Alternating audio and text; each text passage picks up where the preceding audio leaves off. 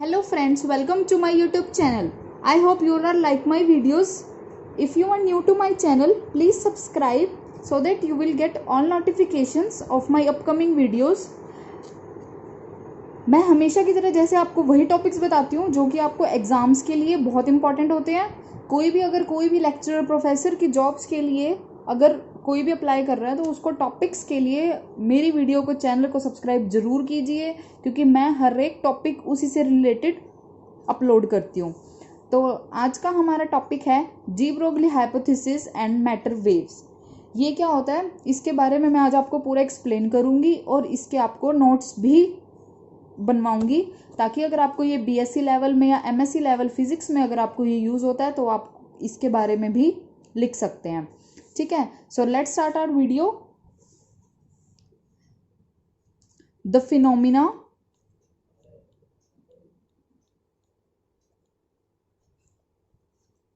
like interference and diffraction of electromagnetic radiations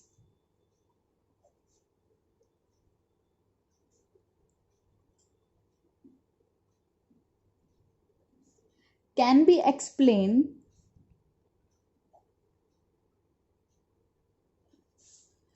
only if these are assumed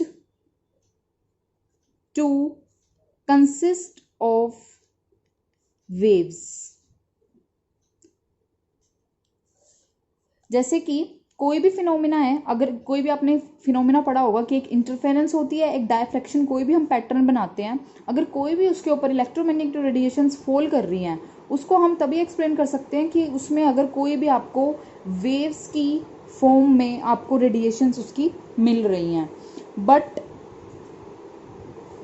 phenomena like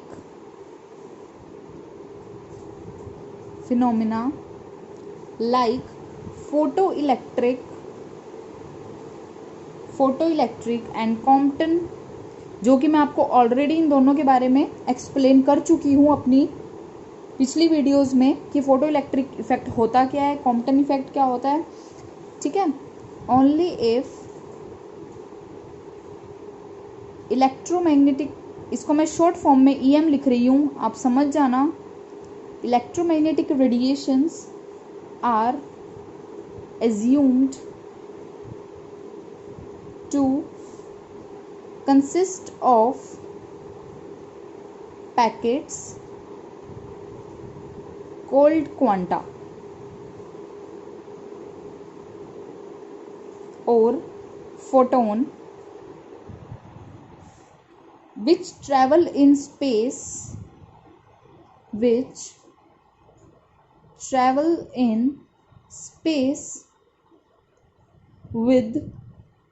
speed of light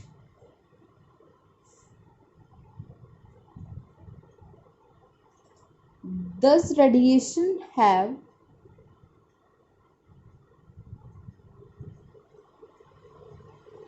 dual character,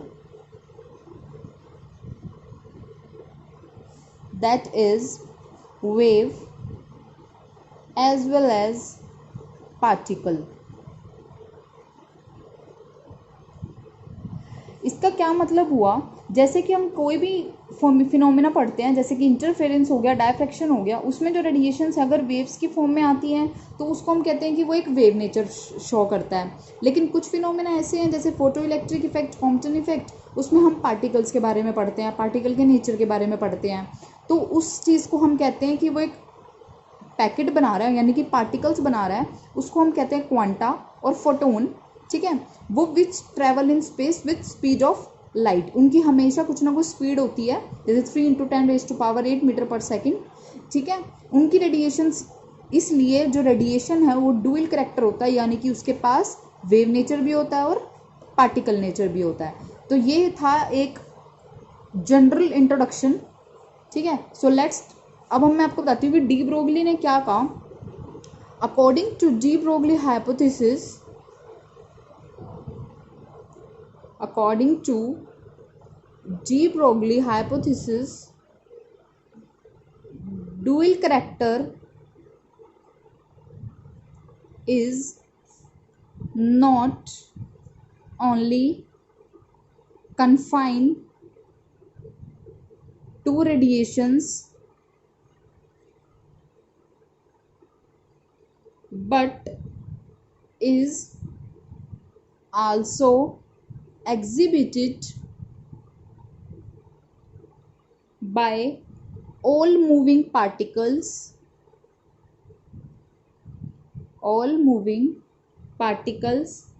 like electron,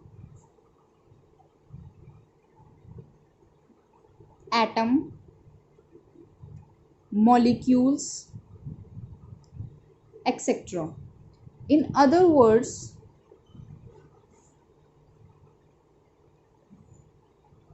we can say that wave is always associated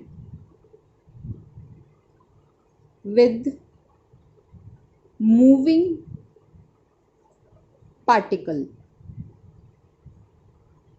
ठीक है, क्या होता है, de Broglie ने क्या कहा कि जो ड्यूल करेक्टर है वो सिर्फ रेडिएशंस पे सीमित नहीं है, वो मूविंग पार्टिकल्स के ऊपर भी पूरा का पूरा डिपेंड करता है, जैसे कोई भी electron, atoms, molecules.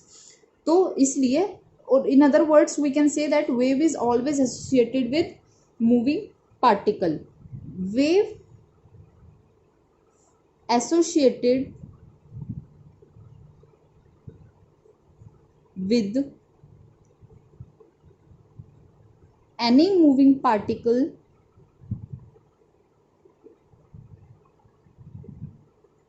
called matter wave और de Broglie wave. क्या होता है, अगर कोई भी वेव एसोसिएट कर रही है किसी मूविंग पार्टिकल के साथ, उसको हम कहेंगे कि वो या फिर एक मैटर वेव है या फिर वो एक डी ब्रोगली वेव है. इसमें एक एक्सप्रेशन है वेवलेंथ यानी कि lambda of matter wave is given by lambda is equal to h by m v यानी कि एच अपॉन पी. इसको हम फर्स्ट इक्वेशन का नाम दे देते हैं, where h is Planck's constant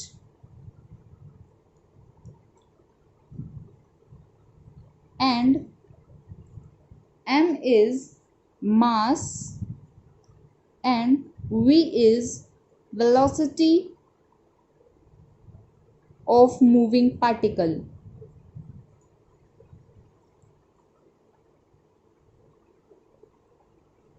ठीक है.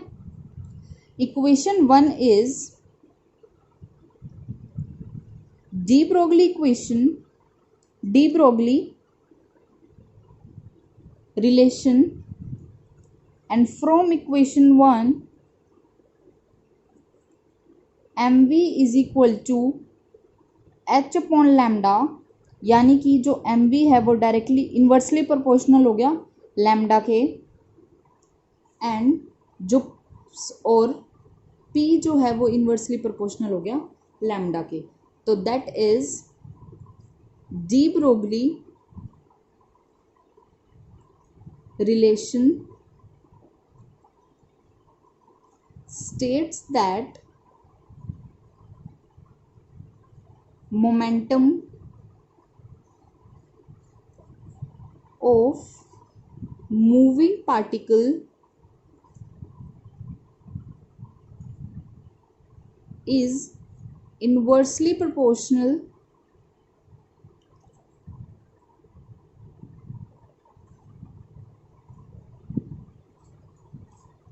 to wavelength of wave associated in it. ठीक है। नाउ प्रूफ मैं आपको बताती हूँ, इसका प्रूफ क्या है डी ब्रोगली का, ये रिलेशन आया कैसे, डी ब्रोगली वेव। अगर आपको ये एग्जाम में पूछा जाता है तो आप पहले इसका इंट्रोडक्शन देंगे जो मैंने आपको यहाँ तक लिखवाया है, उसके बाद आप इसका प्रूफ देंगे। प्रूफ कैसे है, according to quantum theory, according to quantum theory energy of photon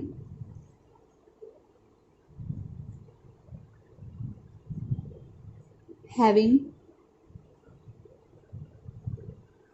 frequency that is E is equal to h mu। ये एक नॉर्मल है जो आपने पढ़ा होगा, ठीक है। इफ फोटोन इज कंसीडर्ड, हमने उसको फर्स्ट इक्वेशन का नाम दिया था ना, इसको मैं दे देती हूँ सेकंड, इसको दे देती हूँ third. If photon is considered of particle of mass m, that is h mu is equal to mc square, ठीक है। तो यहाँ से क्या हुआ, mc is equal to h mu by c, but जो c है वो है mu lambda, therefore mc is equal to h mu upon में म्यू लैम्डा। तो हमारे पास आ गया M C is equal to H upon lambda, और lambda is equal to H upon M C, H upon यानी कि P, where P is momentum of photon. This equation, ये आपका रिजल्ट आ गया डी ब्रोगली का। This equation is called D Broglie equation and lambda is called de Broglie wavelength.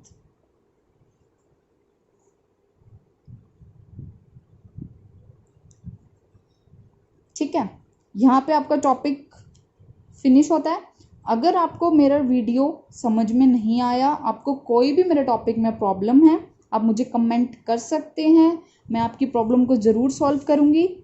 ठीक है, thank you so much for watching my video. मिलते हैं एक नए टॉपिक के साथ अपनी नेक्स्ट वीडियो में। Thank you so much, be take care, be safe.